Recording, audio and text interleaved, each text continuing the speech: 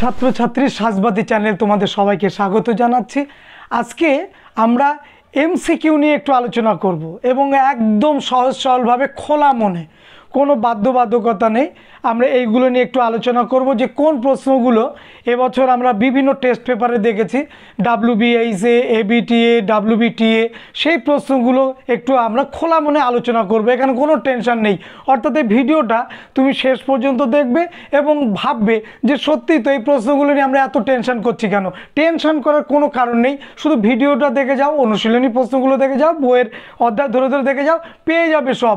অত ঘাবড়াবার কী আছে, সারা বছর ধরে তো পড়ছি, জানবো না যে রশিদ আলী দিবস কত সালে হয়েছিল, জানবো না নৌবিদ্রোহ কত সালে হয়েছিল, জানবো না, আমরা সবই জানি। কিন্তু ঘটনা হচ্ছে পরীক্ষার আগে একটু টেনশন হয়, তো টেনশনের কোনো কারণ নেই, আমরা শুরু করছি।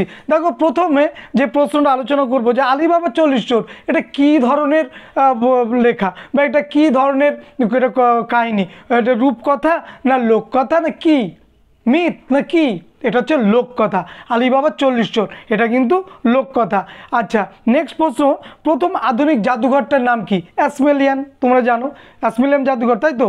এটা জেনে এসেছো, তাহলে অ্যাসমেলিয়ান মিউজিয়াম। আমি সম্মানের সঙ্গে শান্তি প্রতিষ্ঠা করেছি, কে বলেছে বলো তো এই কথাটি? আমি সম্মানের সঙ্গে শান্তি প্রতিষ্ঠা, ডিসরেলি বলেছেন। আচ্ছা, প্রথম বিশ্বযুদ্ধে সবচেয়ে ক্ষতিগ্রস্ত হয়েছিল কে? জার্মানি। জার্মানির ওপর কী চাপিয়ে দেওয়া হয়েছিল? ভার্সাই সন্ধি। জার্মানিকে একক অপরাধী করা হয়েছিল, তোমরা জানো, এবং জার্মানদের ভার্সাই চুক্তিতে স্বাক্ষর করতে বাধ্য করেছিল। অর্থাৎ জার্মানকে একাই একটা বিশ্বযুদ্ধ করেছিল না, তাহলে বিশ্বযুদ্ধে কোনো একটা দেশের দায়ী থাকতে পারে? সেটাও না। তাহলে দেখো, জার্মানিকে এমন অপরাধী করলো যে জার্মানিই মনে হলো যে প্রথম বিশ্বযুদ্ধ একটা দেশ দ্বারাই পরিচালিত হয়েছে, নিয়ন্ত্রিত হয়েছে একটা দেশ। তাহলে জার্মানি প্রথম বিশ্বযুদ্ধে একদম প্রধান অপরাধী হয়ে গেল। এবং এর জন্যে আমরা কি দেখেছি, এটাকে ডিক্টেটেড পিস বলা হয়, ভার্সাই সন্ধিকে। কেন? যে এই অপমানজনক চুক্তিতে দ্বিতীয় বিশ্বযুদ্ধের বীজ নিহিত ছিল।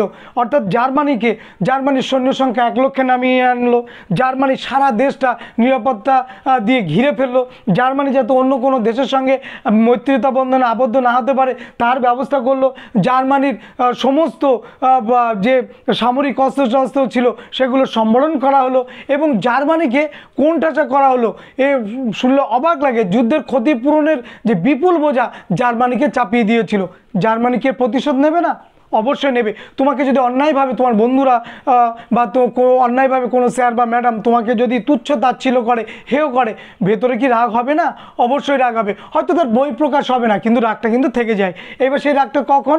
যখন তুমি শক্তিমান হয়ে ওঠো, যখন তুমি শক্তিশালী হয়ে ওঠো, তখন তুমি সেই রাগের বই প্রকাশ, সেই ঘটনার পরিপ্রেক্ষিতে তোমার রাগটা সময় উপযোগী জায়গায় তুমি সেটাকে রিপ্লেস করবে, তাই তো? তো এখানেও তাই, জার্মানির মতো একটা দেশ, সেই দেশটাকে যুদ্ধের অপরাধী করা হলো। জার্মানিকে ছেড়ে কথা কইবে? একদমই না, জার্মানি ছেড়ে কথা কয়নি, যার জন্য দ্বিতীয় বিশ্বযুদ্ধ।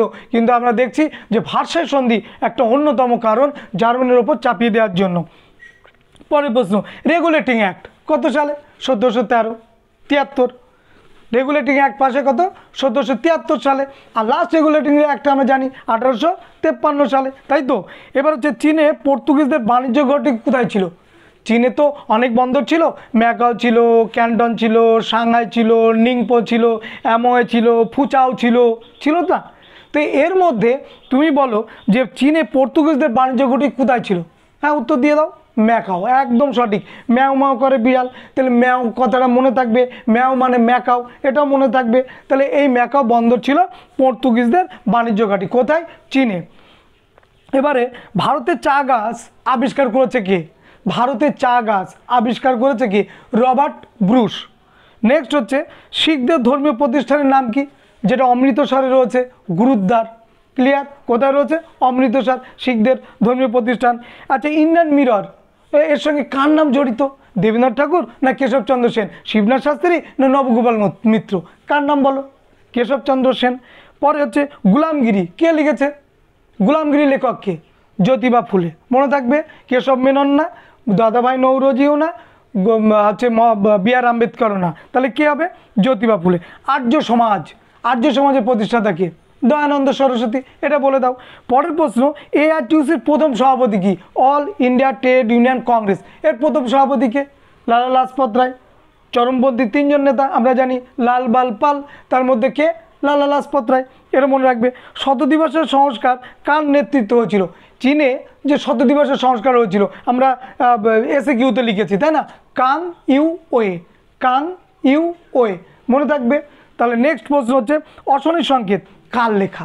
অশনি সংকেত কার লেখা? আমি যেখানে আছি আমার এখান থেকে 15 কিলোমিটার দূরে সেই বিখ্যাত ব্যক্তি বিভূতিভূষণ বন্দ্যোপাধ্যায়, মনে থাকবে। বিভূতিভূষণ বন্দ্যোপাধ্যায় লেখা অশনি সংকেত। তার প্রেক্ষাপটটা কি? প্রেক্ষাপট হচ্ছে 50-এর মন্বন্তর, অর্থাৎ 50-এর মন্বন্তরে বাংলার মানুষের যে দুর্ভিক্ষ, যে করুণ চিত্র, যে হাহাকারময় জীবনযাত্রা, যে দুর্বিষহ লাঞ্ছনাময় জীবনযাত্রা, সেটা তিনি এই উপন্যাসের মধ্যে ফুটিয়ে তুলেছেন। অশনি সংকেত। ব্রিটিশ সরকার যে গ্রন্থটি নিষিদ্ধ করেছিল তার নাম কি? এমন একটা বই যে বইটা ব্রিটিশ সরকার নিষিদ্ধ করেছিল। ব্রিটিশ সরকার শুধু বই নিষিদ্ধ করেনি, নাটক নিষিদ্ধ করেছে, পত্রপত্রিকা নিষিদ্ধ করেছে, আমার দেশের মানুষ অস্ত্র রাখতে পারবে না অস্ত্র আইনও করেছে। অর্থাৎ ব্রিটিশ সরকার যেখান থেকে দেখেছে যে ওদের দিকে বোম আসছে, ওদেরকে ধ্বংস করবার জন্য, ওখান থেকে প্রতিরোধ আসছে ধ্বংস করবার জন্য, সেখানে কিন্তু ওরা এক একটা আইন করে সেই জায়গাগুলোকে স্তব্ধ করে দিয়েছে, সেই ছিদ্রগুলোকে বন্ধ করে দিয়েছে। তেমনি এমন একটা ব্রিটিশ গ্রন্থ যে গ্রন্থটা ব্রিটিশ সরকার বন্ধ করে দিয়েছিল তার নাম হচ্ছে ক্ষুধার্ত বাংলা। এবার কোন কোন নাটকগুলো বন্ধ করেছিল আমরা জানি। দীনবন্ধু মিত্রের নীলদর্পণ নাটক, শাহজাহান, মেবার পতন, এই নাটকগুলো, সুরেন্দ্র সৌদামণি এই নাটক, এই নাটকগুলো কিন্তু বন্ধ করে দিয়েছিল। কেন? এর মধ্যে দিয়ে কী গড়ে উঠেছিল? কী ছিল রসদ? দেশপ্রেমের রসদ, জাতীয়তাবোধের রসদ, ব্রিটিশ বিরোধী মানসিকতার রসদ। তাহলে যে বইগুলো, যে কবিতাগুলো, যে নাটকগুলো, যে সংবাদপত্রগুলো ব্রিটিশ বিরোধী, যে সংবাদপত্রগুলো ব্রিটিশ বিরোধী মানসিকতা তৈরি করছে, সেগুলো সব বন্ধ করে দিয়েছে। অস্ত্র আইন করেছে, নাট্যাভিনয় নিয়ন্ত্রণ আইন করেছে, দেশীয় ভাষার সংবাদপত্র আইন করেছে। আবার আমরা দেখছি যে গ্রন্থ সেগুলোও কিন্তু প্রকাশ হবে না। বোঝা গেল কি বলেছি? নেক্সট হচ্ছে ডিভাইড অ্যান্ড রুল প্রথম চালু করেন কে? আমরা এসএকিউতেও দিয়েছি। ডিভাইডেড অ্যান্ড রুল কে চালু করেছিল? প্রথমে জন লরেন্স, মনে থাকে জানো। ডিভাইডেড অ্যান্ড রুল কি? বিভাজন নীতি। বিভাজন নীতি কি? তোমরা মনে করো দুই বন্ধু, এই দুই বন্ধুর বন্ধুত্ব, আমি তৃতীয় পক্ষ, আমার ভালো লাগছে না, আমি কি করব? প্রথম বন্ধুর কাছে দ্বিতীয় বন্ধুর কথা বলে আসবো, দ্বিতীয় বন্ধুর কাছে গিয়ে প্রথম বন্ধুর কথা বলে আসবো। যেই বলে আসবো দেখবে তার পরের দিন থেকে দুই বন্ধু দুজনের দিকে তাকাচ্ছে সেম দৃষ্টিতে, শকুনের দৃষ্টিতে। যে দৃষ্টি ছিল তার দুদিন আগে মায়াবী দৃষ্টি, ভালোবাসার দৃষ্টি, সেই দৃষ্টি উবে গেছে, উধাও হয়ে গেছে। গিয়ে দুজনে এবার দুজনের দিকে সন্দেহের মতো তাকাচ্ছে। কেন? ও ভাবছে যে বন্ধু আমাকে এই বলল, আর এ ভাবছে বন্ধু আমাকে ওই বলল। অরিজিনালি কেউ কাউকে কিছু বলেনি, কিন্তু আমি তৃতীয় পক্ষ, আমি তোমাদের কাছে গিয়ে এই বিচ্ছেদ ঘটাবার জন্য দুইজনের কানে কানে গিয়ে এই মন্ত্রটা আমি সঁপে দিয়ে এসেছি। বন্ধু বিচ্ছেদ হয়ে গেল, আমার স্বার্থ চরিতার্থ হলো। আমি তোমাদের সঙ্গবদ্ধতা, আমি তোমাদের ঐক্যতা, আমি তোমাদের ভালোবাসা, আমি তোমাদের আন্তরিকতা আমার অসহ্য লাগছিল। ভারতবর্ষের হিন্দু মুসলমান, ভারতবর্ষের অন্যান্য সম্প্রদায়ের মধ্যে ব্রিটিশদের এই অসহ্য লাগার কারণ, জাতীয়তাবোধ গড়ে উঠছে, ঐক্য গড়ে উঠছে, মুষ্টিবদ্ধ হচ্ছে ব্রিটিশ বিরোধী আন্দোলন। এটাকে ভাঙো, হাতটাকে এক জায়গায় করলে মুষ্টিবদ্ধ হাত হয়, তার শক্তি হয় জোরালো। যখন এই হাতটা খুলে দিলাম, 5টা আঙুল যখন বেরিয়ে পড়লো, 5টা আঙুলকে হামেশাই আমি সমস্ত আঙুলকে শেষ করতে পারবো, কিন্তু যখন এক জায়গায় থাকবে এই আঙুলগুলোকে বার করে এনে ধ্বংস করা কিন্তু কঠিনতর কাজ। বোঝা গেল কি বলেছি? তাহলে এই যে বিভাজন যত করতে পারবো, হিন্দু, মুসলমান, জৈন, বৌদ্ধ, খ্রিস্টান সমস্ত মানুষের মধ্যে, ততই ব্রিটিশদের লাভ। এই হচ্ছে ব্যাপার। কি অসুবিধা হচ্ছে? অসুবিধার কথা না, বুঝে নাও।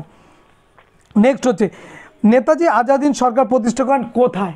নেতাজি প্রথম আজাদিন সরকার প্রতিষ্ঠা করেছিল কোথায়? সিঙ্গাপুরে, মনে থাকে যেন। ভারতের প্রথম প্রধানমন্ত্রীকে আমি অনেক ভিডিওতে বলেছি যে প্রথমগুলো মনে রাখবে। ভারতের প্রথম প্রধানমন্ত্রীকে পণ্ডিত জওহরলাল নেহরু, তার বিখ্যাত একটা লেখা বই ডিসকভারি অফ ইন্ডিয়া। ভারতের প্রথম শিক্ষামন্ত্রীকে মৌলানা আবুল কালাম আজাদ। ভারতের প্রথম আইনমন্ত্রীকে ডক্টর বি আর আম্বেদকর। ভারতের প্রথম স্বরাষ্ট্রমন্ত্রীকে? সর্দার বল্লভভাই প্যাটেল। এই যেগুলো বললাম এইগুলো একটু মনে করার চেষ্টা করবে, দুই একজন, এই যেগুলো বললাম এর মধ্যে থেকেই যদি আসে এর মধ্যে থেকে আসবে, এর বাইরে থেকে আসবে না। বাণিজ্য মন্ত্রী ভারতের কে প্রথম? আসবে না। কয়লা মন্ত্রী কে ছিল? ওসব আসবে না। বোঝা গেল কি বলেছি? অত টেনশনে কিছু নেই। আজাদ হিন্দ বাহিনীর বন্দীদের বিচার শুরু হচ্ছিল কোথায় বলো? শহীদ মিনার, কলকাতার শহীদ মিনার, না ভিক্টোরিয়ার সামনে, না জাদুঘরের সামনে, না চিড়িয়াখানার সামনে? এখানে কোনো জায়গায় না। সেই দিল্লি কি আছে, লালকেল্লা, যেখানে অনেকে বেড়াতে যায়, তুমিও যাবে, সেই লালকেল্লার সামনে প্রকাশ্য জায়গায় বিচার। নেক্সট হচ্ছে জোয়ান অব আর্ক কাকে বলা হয়?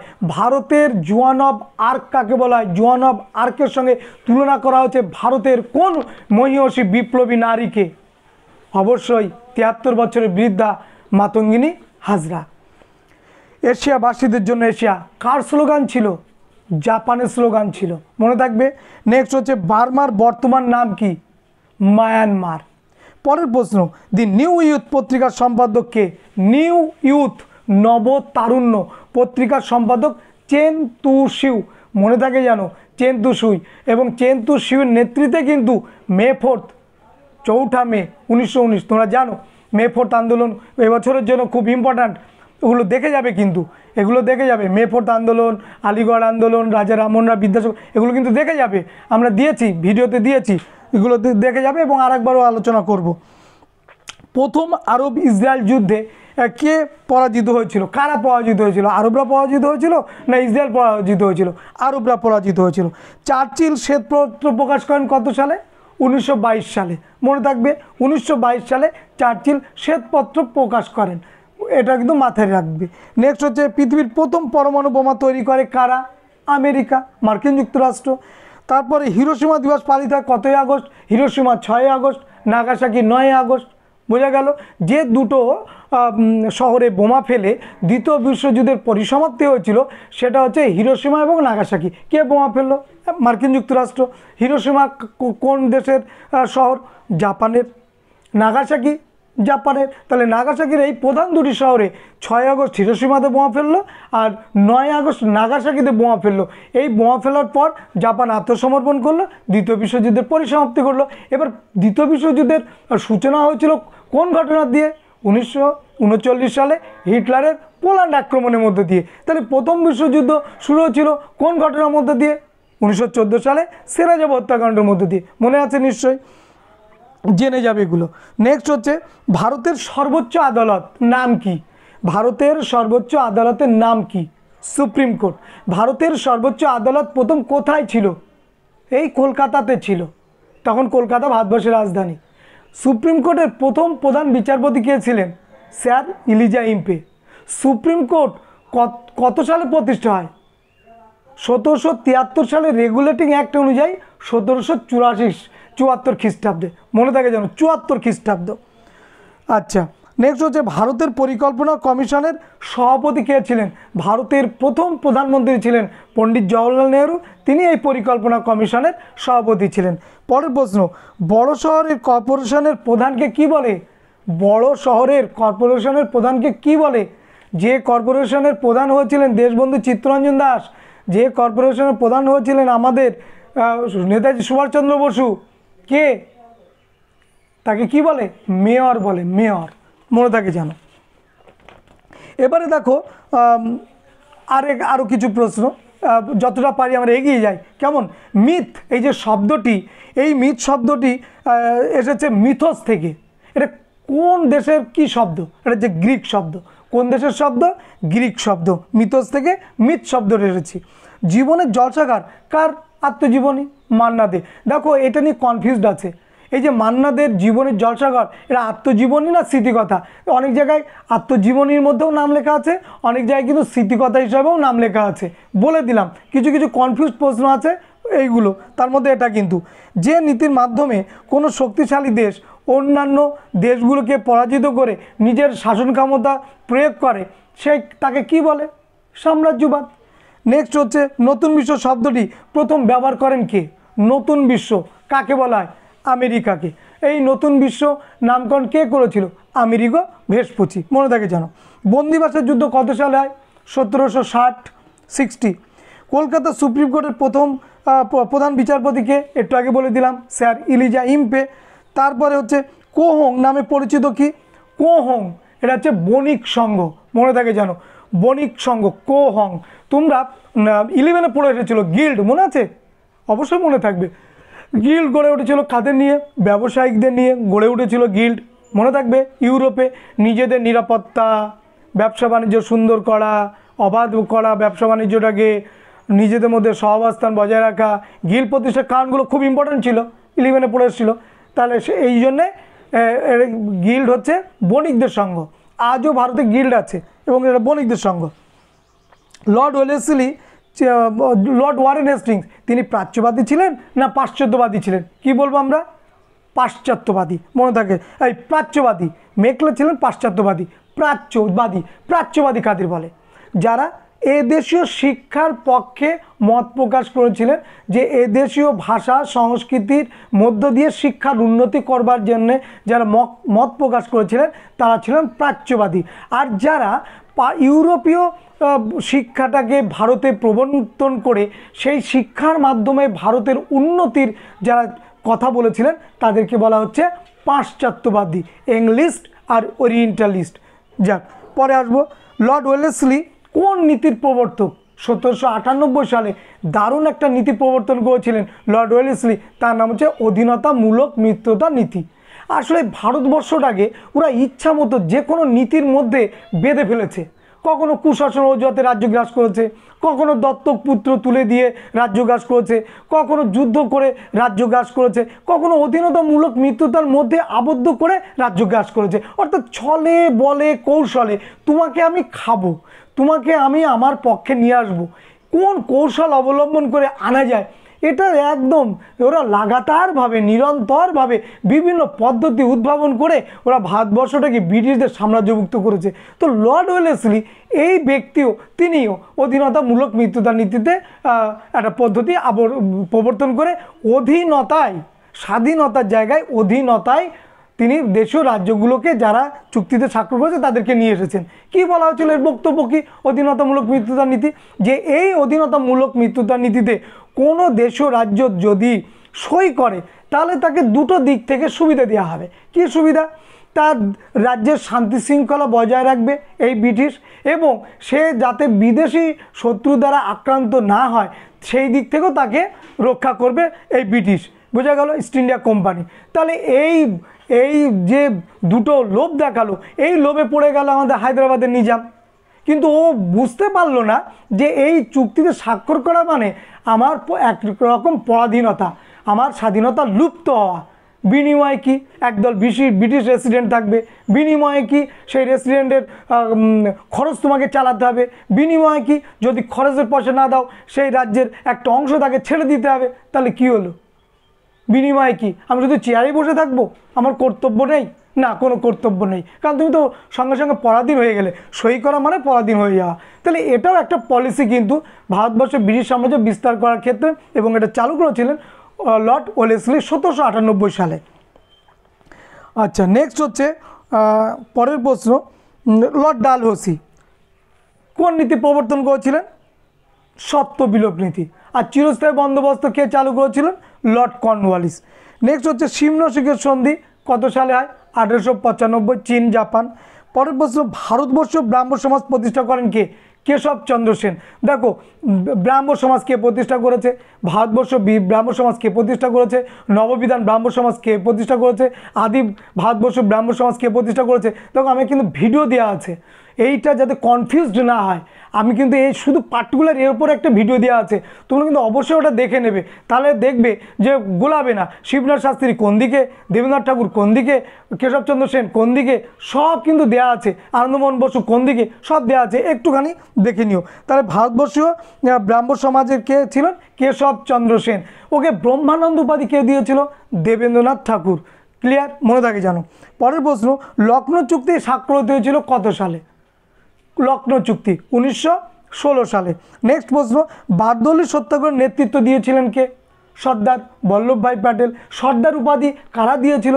এই বারদৌলি সত্যাগ্রহ যখন নেতৃত্ব দিচ্ছেন তিনি ছিলেন বাংমি, অর্থাৎ সুন্দর তিনি বক্তৃতা দিতে পারতেন, অগাধ ভাষা জ্ঞান ছিল এবং দৃঢ়তার সঙ্গে নেতৃত্ব দেওয়ার যে ক্ষমতা, সেই ক্ষমতাতে অভিভূত হয়ে এই গুজরাটের বারদৌলি তালুকের মহিলারা, মিঠুবেন প্যাটেল, মধুবেন প্যাটেল, এরা তাকে উপাধি দিয়েছিল। সেই উপাধিটার নাম কি? সর্দার উপাধি। বোঝা গেল কি বললাম? নেক্সট প্রশ্ন, সারা ভারত মুসলিম লীগ কে প্রতিষ্ঠা করেছিল? কত সালে? 1905 সালে না 6 সালে? 1906 সালে। 1905 সালে বঙ্গভঙ্গ, 1906 সালে মুসলিম লীগ কে প্রতিষ্ঠা করলো? ঢাকার নবাব সলিমুল্লাহ। এবং এর পেছনেও কাদের অবদান আছে? ব্রিটিশদের অবদান আছে। কারণ ব্রিটিশরা চেয়েছে, ওই যে একটু আগে বলেছিলাম, বিভাজন, যত বিভাজন করতে পারবে তত ওদের লাভ হবে। ক্লিয়ার? নেক্সট হচ্ছে এশিয়াবাসীদের জন্য এশিয়া স্লোগান, যেটা বলেছি আমরা, জাপান করেছিল। এবার বলো যে এই বইটা কার লেখা? India wins freedom. বইটির লেখক কে? মৌলানা আবুল কালাম আজাদ। দুর্ধর্ষ বই। নেক্সট হচ্ছে 1941 সালের 17ই জানুয়ারি কোন বিখ্যাত বিপ্লবী বা কোন বিখ্যাত নেতা তিনি অন্তর্ধান হন? অর্থাৎ নিজের ঘরে গৃহবন্দী ছিলেন, সেইখান থেকে তিনি চলে যান রাশিয়াতে। বলো কে? বলে দিয়েছো, নেতাজি সুভাষচন্দ্র বসু। আজাদ হিন্দুস্তান এটা কি জিনিস? এটা হচ্ছে বেতার কেন্দ্র। রাসবিহারী বসুর সঙ্গে কোন সংগঠনটার নাম জড়িত? Indian independence League. তেজো তিনি কোন দেশের প্রধানমন্ত্রী ছিলেন? জেনারেল তেজো, তিনি ছিলেন জাপানের প্রধানমন্ত্রী। আচ্ছা, আমরা এসে কিউতেও বলেছি, দেখো তো বলতে পারো কি না? ন্যাটোর ফুল ফর্ম কি? North Atlantic treaty organization. মনে থাকবে, উত্তর আটলান্টিক চুক্তি সংস্থা। কে করেছিল? কার নেতৃত্ব হয়েছিল? মার্কিন যুক্তরাষ্ট্র। কার বিরুদ্ধে এটা করা হয়েছিল? সোভিয়েত রাশিয়ার বিরুদ্ধে। কেন? সাম্যবাদী ভাবধারা রোধ করবার জন্য। ক্লিয়ার? তাহলে এটা কত সালে হয়েছিল? 1949। ফাল্টন বক্তৃতা কে দিয়েছিলেন? Winston Churchill. বার্লিন প্রাচীর ভেঙে ফেলায় কত সালে? 1989 সালে। এবং বার্লিন প্রাচীর ভেঙে দিয়ে সেই প্রাচীর যে সোজা ছিল, সেই সোজাসুজি আমরা দেখতে পাই সেইখানে সুন্দর করে গার্ডেন, এবং সেই গার্ডেনের মধ্যে আমরা দেখব যে 2 জার্মানির বিখ্যাত মনীষীদের ছবি ওইখানে লাগানো আছে। তাহলে 2 জার্মানি, একই ভাষা, একই জাতি, মাঝখানে বার্লিন প্রাচীর ছিল। তাহলে উত্তর জার্মানি, পশ্চিম জার্মানি, এটাকে ভেঙে দিয়ে আমরা আমাদের ছোটোবেলাতে দেখেছিলাম টিভিতে, সেই দিনের আনন্দ, সেই দিনের উল্লাস। বোঝা গেল কি বলেছি? 1989 খ্রিস্টাব্দে। লর্ড ওয়েলসা ছিলেন কোন জায়গার রাষ্ট্রপতি? লর্ড ওয়েলসা পোল্যান্ডের রাষ্ট্রপতি। পরের প্রশ্ন, বেন বেল্লা কে ছিলেন? আলজেরিয়ার জাতীয়তাবাদী নেতা এবং প্রেসিডেন্ট, তোমরা জানো। পেরেস্ত্রোইকার প্রবর্তক কে? গর্বাচেভ, রাশিয়ার। বাংলাদেশের প্রথম সাধারণ নির্বাচন হয় কত সালে? 1973। ভারত মহাকাশ কর্মসূচির জনককে? বিক্রম সারাভাই। তাহলে আজকের এই ভিডিওতে আমরা এই প্রশ্নগুলো একটু জেনে নিলাম। আমরা এরকম লাগাতারভাবে এই এমসিকিউগুলো দেব, তোমরা সব এইগুলো একটু দেখে যাবে। কোনো টেনশানে কোনো কারণ নেই। যে প্রশ্নগুলো তুমি করেছো, আবারও বলছি, সেই প্রশ্নগুলোই আসবে। ভয় পাওয়ার কারণ নেই। শুধু ভয় একটাই আমার, সময়ের মধ্যে তোমরা কমপ্লিট করে আসতে পারবে কি না। তার জন্য কি করতে হবে? একটুখানি ধরে ধরে সময় ধরে লেখাটা একটু প্র্যাকটিস করতে হবে। আর একদম বানানটা যেন ঝকঝকে হয়, বানানটা ভুল করবে না। রবীন্দ্রনাথ বানান করতে গিয়ে হর্ষিকার দিও না, ওটাকে দীর্ঘিকার দিতে হবে। এই বানানগুলো ভুল করলে কিন্তু একদম লো কোয়ালিটিতে চলে আসবে তোমার খাতা, তোমার লেখা।